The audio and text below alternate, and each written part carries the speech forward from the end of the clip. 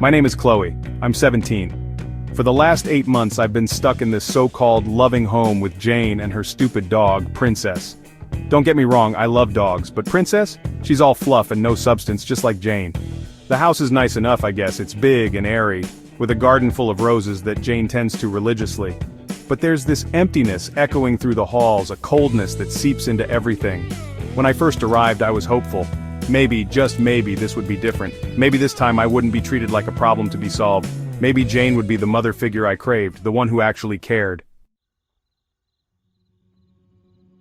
From the get-go, something felt off. Jane was always smiling, but it never reached her eyes. Her words were sweet, but they tasted like artificial sweetener. Then May arrived. She was another foster kid, a year younger than me. May had been with Jane before, and she knew the score.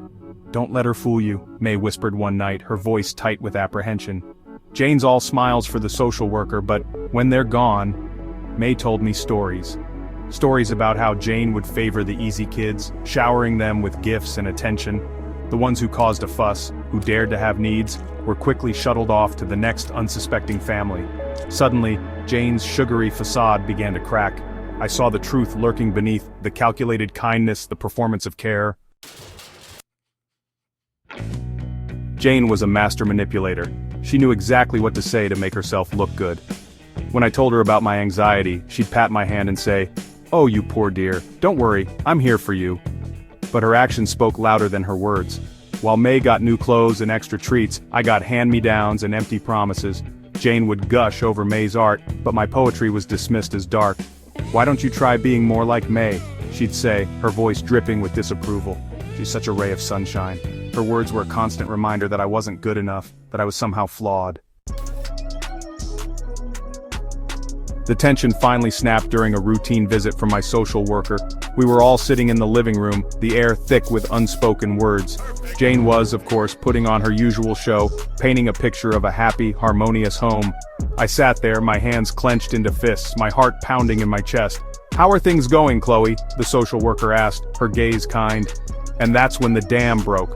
All the anger, the frustration, the betrayal I'd been holding inside came pouring out. "Don't let her fool you," I cried, my voice trembling with emotion. "She's not who you think she is." Jane's eyes widened in feigned shock. "Chloe, darling, what's gotten into you?" she said, her voice sickeningly sweet. I ignored her, my words tumbling out in a rush. I told the social worker everything, how Jane had ignored me when I was sick, how she'd forgotten my birthday 2 months ago, how she constantly compared me to May, making me feel like I was in a never-ending competition I could never win. Jane, of course, denied everything. She told the social worker that I was being dramatic, that I was imagining things. But as I listened to her lies, I noticed something. The social worker wasn't buying it. Her eyes were narrowed, her lips pressed into a thin line. And as I watched them talk, I knew that something had shifted. I may not have had proof, but my gut whispered that my words had planted a seed of doubt. And sometimes, that's all it takes.